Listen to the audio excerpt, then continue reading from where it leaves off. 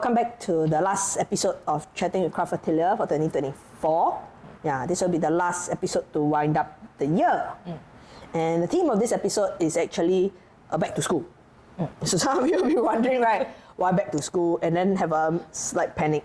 But it's really back to school because the reason for the hiatus between the episodes in August, about 2.5 months. yeah, and now is really because we have been busy with quite a lot of back to school things. Yeah, first of all is we both actually went back to help out in various capacity as temp staff in the education sector. Yeah. In a sense, the education fraternity has seen is a little bit short of people. A bit of short teachers. Basically, almost every school requires some kind of temporary arrangement with ex-teachers, retired teachers. Yeah. So, because in the past, at one point, the education fraternity actually had like an excess amount of teachers, so they kind of reduced the recruitment at that point in time.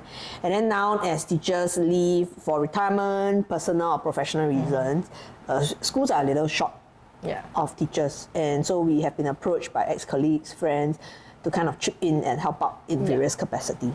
So that's what we've been doing for the last few months. Quite a different experience, though, we have to say, being in school. It's nice having like a good number of colleagues around every day, which is different from what we have in the studio. Yes. Yeah. It's also nice to be back in an environment where the energy level is actually quite high. Like, it's a very busy kind of environment. Things are constantly moving. And you get interesting Stories to tell. Yeah, stories to hear and tell, because sometimes the behaviors of individuals are just mind-boggling. Yeah. But I mean, that said and done, because the term has ended, so our responsibilities are over. So that's partly what we've been busy in school with.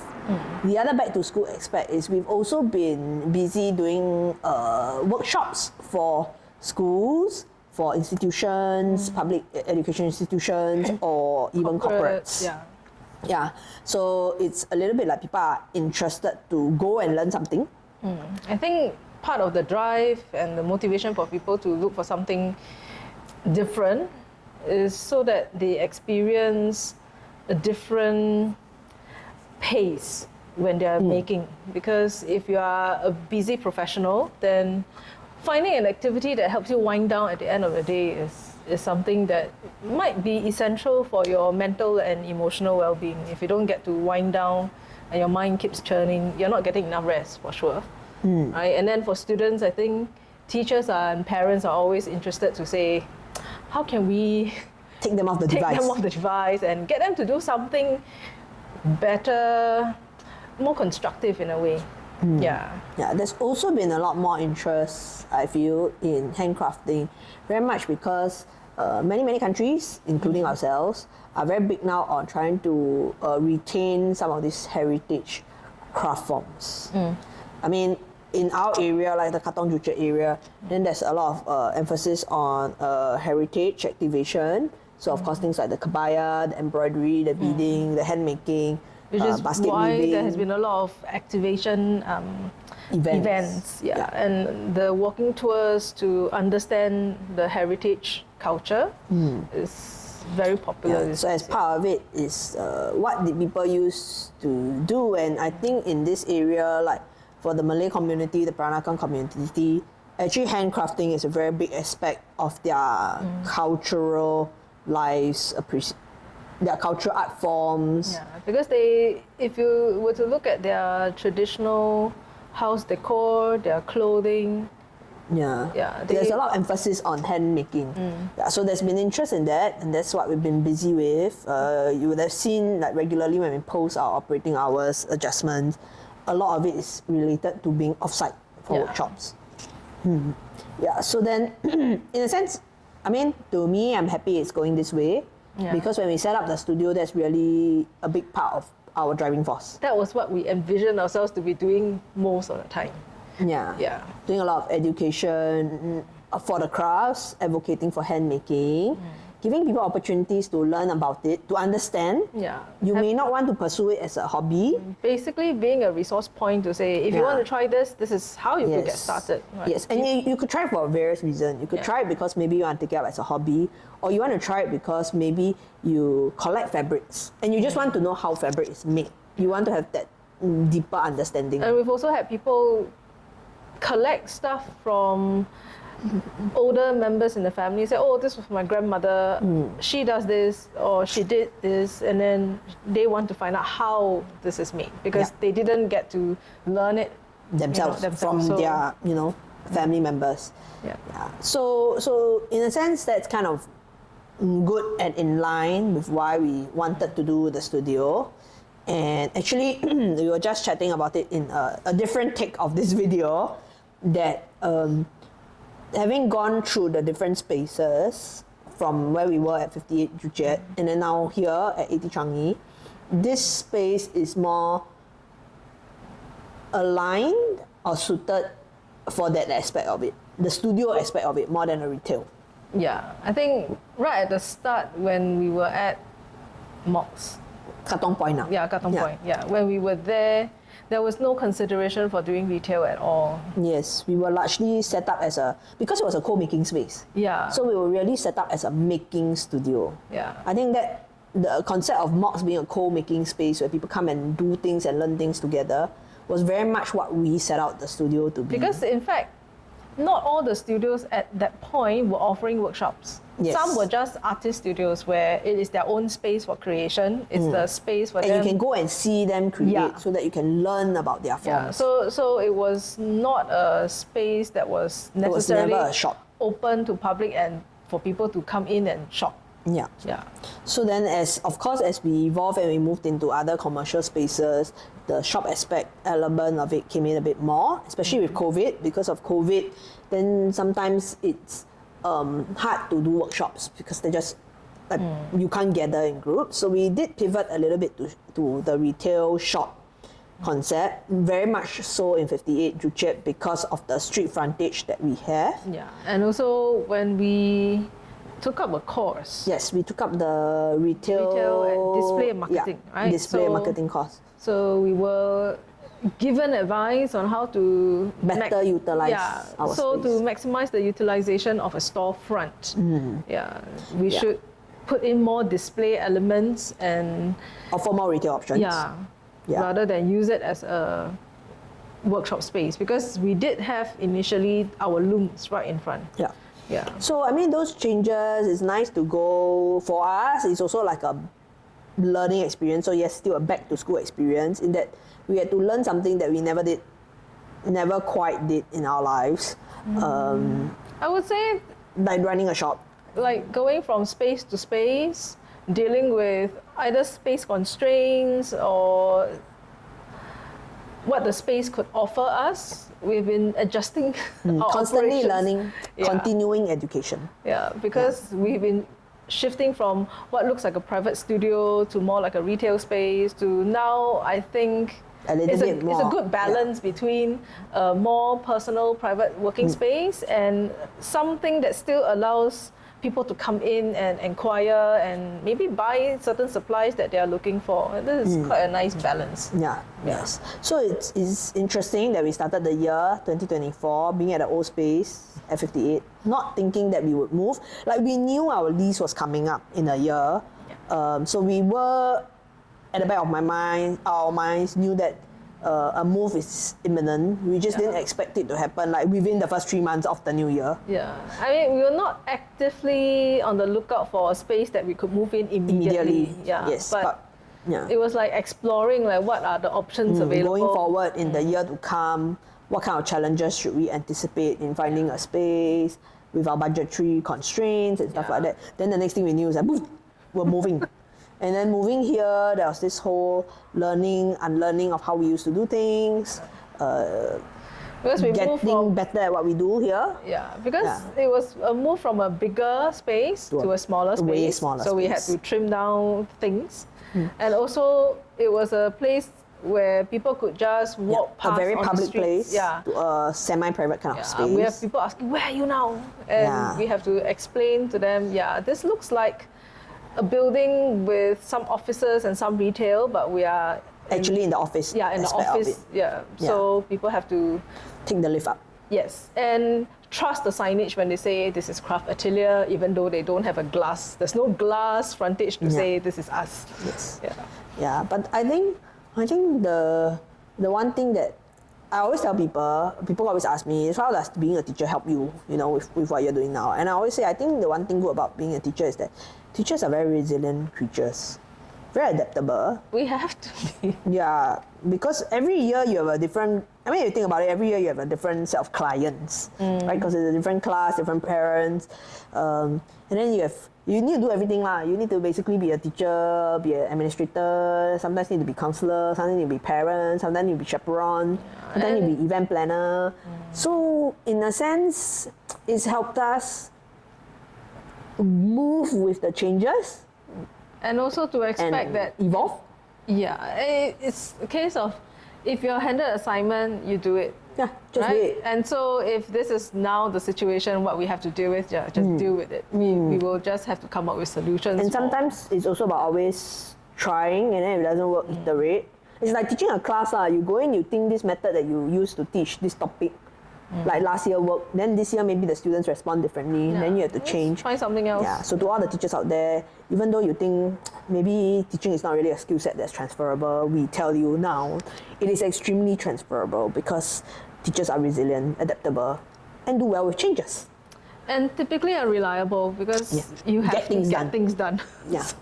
So I think having the whole year we were talking about it. I think moving back to this like semi-private space again bring us closer to what we did set up this place to be, set up Craft Atelier to be, a little bit like an artist studio, a maker's studio. Yes, some amount of apparatus, equipment, supplies, because we do work with heritage crafts and sometimes it's not easy to get hold of these things. So we are a place that you can come to potentially get some of these items, but our focus is not so much in selling, but in helping people learn about the crafts, helping people explore. And basically, we bring in tools that we ourselves use. Yeah. So it's not a case of what's trendy or what's pretty. It's typically we tell people you can trust our recommendations because we use the same tools that we carry. Yeah. And sometimes we even offer hacks. I will tell you, actually, you don't really need to for what you're doing.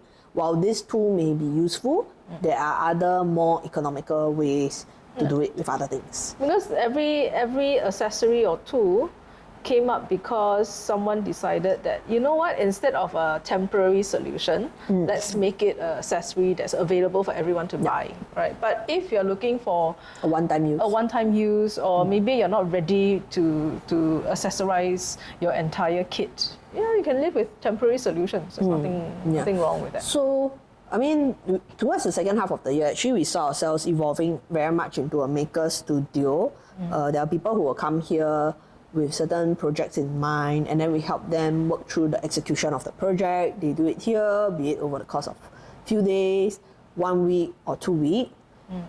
I think that really is kind of what we do best. Strangely, we had more of that here than we ever had in the last 6-7 months. Yes. Than we had in the 3 years at 58. Like we add the total. Yes. Actually, I would say in the last 6 months we've had more of this than at any of our locations. No, 4 to 6 we had some. But like only 2, and it was over like 2 over years. Yeah. So really, it's been very intense. I guess also partly because we have also gotten our study groups a lot more established. Yeah. So then it provides for that platform for people to come together to explore. Then this is also where we've launched our studio memberships. So there's a clearer framework for how people can use the space here. And also over time, people are more ready to say. I think people got the skills already. And it's like I'm ready to take time for myself. Yes. So they would set aside time for personal projects and say, okay, you know what, I've got 6 days of leave, I can do this. Yes. Yeah. Or I will dedicate 6 days of my leave to do this. Yeah. Yeah. So with that, actually, it's a good way to sort of lead on to some of the changes that you should expect from us in 2025. Membership being one of those things. So first and foremost, the most important change is that because we are moving, we have acknowledged that this is like a semi-private, pseudo-public kind of space. We want to respect that form of operation, and we will be changing our operation hours, our operation days from middle of December onwards. So from 15 December onwards, we will only be open to public for 4 days in a week. So to make it easy for everybody to remember, it's going to be Thursday, Friday, Saturday, Sunday. Yeah. Thursday, Friday, we will start at 10. The space will open at 10, and it will run all the way to 9 p.m. So people who are free in the morning, you can come by. If you are only free after work, there's to stretch the time that you could pop by. And so hopefully this works for a good group of people. Yes, for most people who typically would come on the weekdays. Then on weekends, we will continue to keep our operation for Saturday and Sunday from 10 a.m. to 6 p.m. Yeah. So these time slots are actually the time slots where all our 4 public workshops will be scheduled. So if you intend to take a workshop with us, then it's likely to run over the course of these 4 days. Yeah. So it does mean some changes. Because now we only schedule workshops on those 4 days for group workshops, right? So the rotation for workshops might take longer, or it might be shorter for some that are more popular. So we'll see how that goes. Yeah. But our now Monday, Tuesdays, Wednesdays would not be permanently closed, but they are meant for people who are on our membership, who say, you know what, I want to do something in the space on this day, and it would be good to have some private time within the studio space. Yes. Yeah. I think it also allows us to give them a bit more dedicated attention. So Monday, Tuesday, Wednesdays are strictly by appointment basis. It will largely be reserved for people who want private classes. It will be reserved for people who, like Hui Lian say, have our studio memberships, whether you want to do a drop-in weaving or you have specific things that you want to work on and you want a fiber making space. A fiber crafts maker space to spend time doing it. So then those 3 days throughout the year, it's based on you letting us know, and then we work out a schedule that would meet both your needs and our own scheduling as well. Yeah. So in case people are not aware, other than a space, we also offer the use of equipment and sometimes supplies, depending on the craft that you're looking at. So sometimes people just pop by and say, okay, I would like to do some spinning on a spinning wheel. I don't have a wheel at home, but I'd like to spend a whole day here. Can we do that? And yeah, we could do that because the equipment is here, it's available. And you don't need to own it, you just need to find time to use it. Because maybe you only need it for like one small aspect of your project. Yeah. And then you can just use it. And then don't have it forever. Or like you have a loom, but then for this particular project, you need a much wider loom. So you don't need to go and like buy a loom just to do one project. You can come and use our loom. And we figured that setting aside Monday, Tuesday, Wednesday for individuals who wish to do this allows us to really also help them, because this year when we're juggling our daily operating hours with people who were here doing their own like projects, we find that it's always a case of there's a tension, like they are stuck, they really need our help, but we are tied up in class and then they have to wait, and that's not very productive use of their time because they are here making, you see. And some people, depending on the style of making, might want some quiet time just for themselves. And it helps to have the space semi-closed off to public who are just popping by and say, hey, can I get this? Can I buy this? You know, can I have a chat with you on something? Then that'll be There's also one category with people who want to sometimes have a private space, like maybe they come to craft thing itself as a personal well-being thing. They may be facing challenges, like maybe they're caregivers or they themselves have some personal challenges, And really, when they're crafting, you might find that there's emotions that they're visiting, like revisiting, and having a space where they don't need to worry about any member of public walking in helps. So it allows us to create also that very safe and inclusive space, which we have been able to do for some individuals, but it was more like a coincidence thing. Like they happened to come for a workshop, and luckily they were the only people at the workshop. Yeah. So we wanted to do a bit more of that. So then this change in the operating hours is also like an experiment for us. We'll try it for 2025, see how it goes, and then we can tweak it as it comes. Because we, strictly speaking, we only started offering a membership here. Yes. Right, in this space. So that has only been ongoing for about 6 or 7 months. 6 months. And the response has been quite positive. People who are able to give time, right, to making have given us very positive, and they've given us very positive feedback about this arrangement because it works for them and it works for us. So we are hoping to maybe get more people to consider it. Yeah.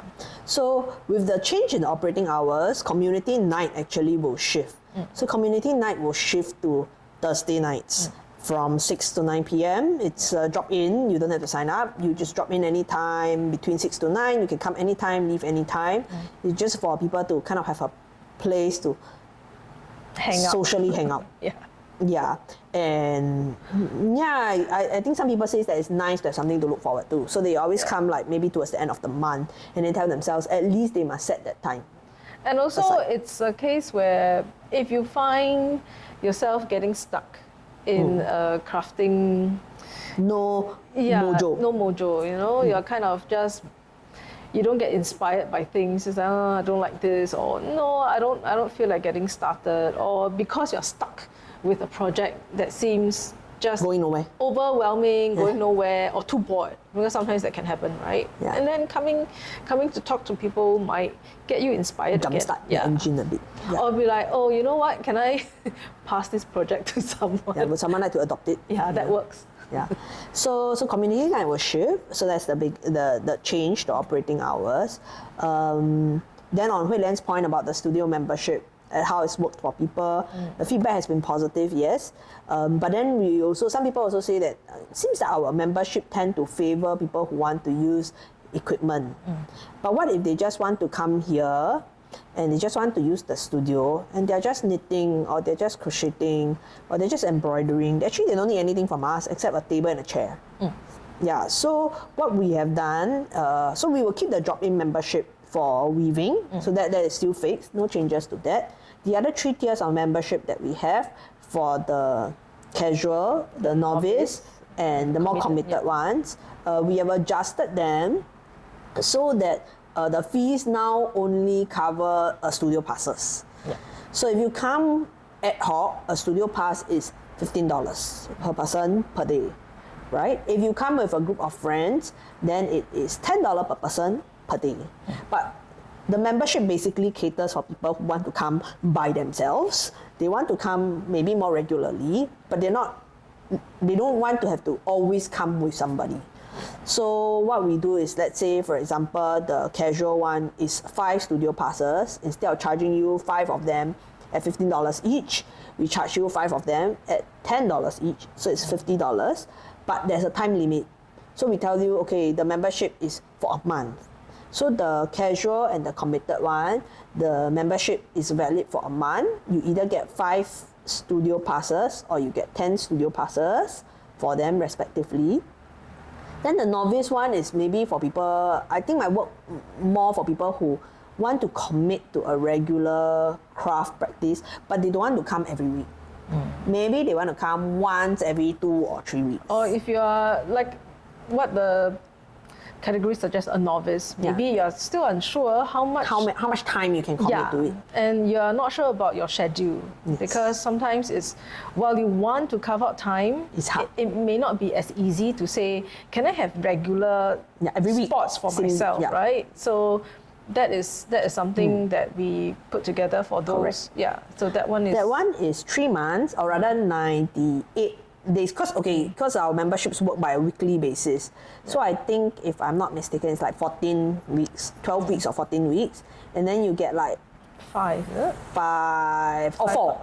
4 passes. I mean, just check our website for the details. So at least you kind of like can get started with it. So it allows you to basically come in at a cheaper studio pass rate, but some level of commitment. Yeah. So it's like testing water like that. Yeah. You dip your toes. So if you are ready to commit some time, then you could take up the novice membership, just so, because of the expiry date, you tell yourself, I have to use up the passes. Yes. And so within the 3 months or so, you would schedule yourself breaks to come to the studio. It's like taking a gym membership. Then you hope that you go to the gym very often. Yeah. But those are the changes. These changes are already in our system. The price changes are already in our system. The operating hour changes will start from 15th of December onwards. Yeah. And the intention, of course, is to allow you all to do some of these committed practice. Also, because this year we have seen from our study groups that some of our study group members actually prefer to come to the studio to work, because it allows them to actually clear out their projects. So in a sense, it's for two purposes. A few purposes. Of course, people who have always been looking for something like that, for our study group members, and for people who are looking for New Year resolutions. Yeah, sometimes it's helpful to have people, nagging at you to say that, hey, you said you would do this. Yeah. You committed to something, but you are not working on that thing that you're committing to. Actually, and sometimes when you take out a membership, you may find other people are here, and then you end up finding your own group of kakis. It's happened. We've seen informal groups form up. And there are a lot of enablers amongst us. Yes, there are. Yeah, so that's really the biggest change. Some of the changes, I think most impactful changes for 2025. There are a lot of other small things. When it comes to operating schedule, we just need to give you a heads up, which is from December to January, for the month of December and January, other than the changes to our operating hours, because it will be the first time experiencing these changes to our operating hours. There are going to also be a series of days that we are going to be closed, because number one, there are a lot of public holidays in December and January. There's Christmas, New Year, and Chinese New Year. And then we also have a couple of off-site events that will take us out of the studio for a while. Yeah. And then the last thing is that I'm also traveling. I'm taking my mom on a pretty extended trip. So there will be a number of days that I'm not around to open on Sundays. So as a result of this, our list of adjusted operating hours for December and January is quite long. We've been planning, I've been collating it. It looks a bit convoluted, but... Yeah, so our advice is maybe for the month of December and Jan, because of the changes in our operating hours, because of all these like ad hoc absences and stuff like that, if you're intending to visit us, please message ahead of time. Yeah, just to check if we are open on that day or at the time that you want to visit. Yeah, but we promise you that after Chinese New Year, which is the end of January, things will settle down and then it will get into a new routine. Yeah, it's just that these 2 months are a little bit crazy. Yeah, and in line with this kind of shift into our studio being a space where people could focus on their learning, on their practices, on their projects.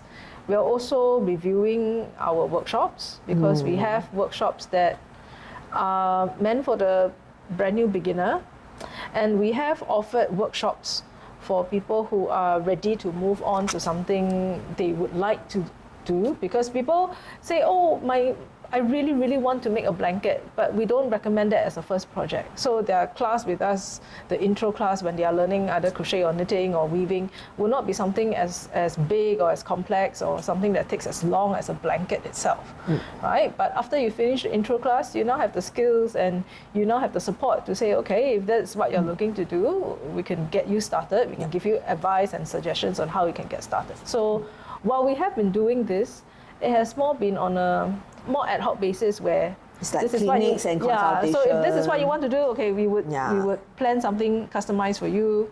And so we're trying to organize that into something that's more structured. I think it goes back to the point that there's a lot more people who are doing all this craft right now, and we feel that we're at a point where our community, the people who we serve, are ready for like the intermediate, the more advanced, advanced. What's the next stage? Even the weavers, I think we're getting to a point where I start to see a lot of maturity in what they're doing, and they're ready to move on to other things like how do you do double header weaving on a rigid header loom? How do you do like all kinds of other things, header rods, indirect warping, and so we will be in the course of 2025 pushing out some of these new classes to journey with you. To journey with our community as they now have the skill set and have the experience to go further, have the stamina, the skill sets, the experience to go further. And also because we managed to build a nice group of people who are... They also help each other. Yeah, who kind of like, over the course of visiting the studio, they kind of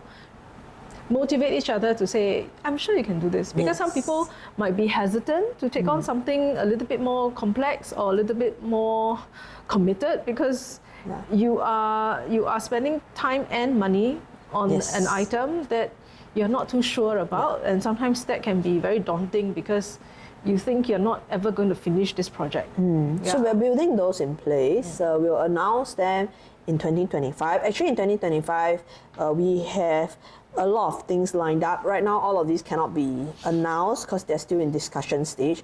But we do have masterclass. We do plan to run another masterclass series. We do plan to have a little bit more exposure to heritage crafts.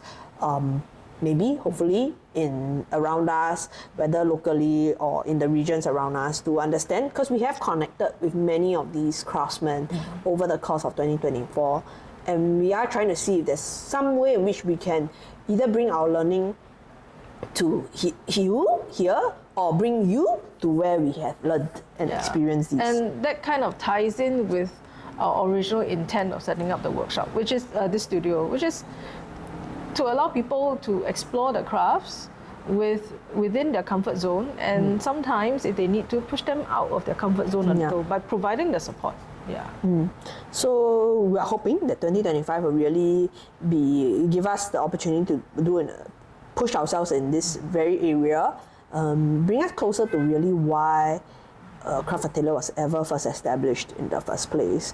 Really, because we've benefited from having each other enable each other to go and like do this journey, even though we pursue different forms of crafts, but we have each other, and now we're trying to say, it's been so important to us. How can we bring this benefit to all of you? And so with that, I think that should pretty much round up 2024. Along the way, when we have more things, we'll announce. I'm so excited about what next year can bring because we can't say too much, but so many possibilities that if we get to execute them successfully, will bring about a very vibrant 2025 for us. So with that, thank you very much, everybody. Have a good rest of the 2024, and then we'll see you soon. Yes. Bye-bye. Bye.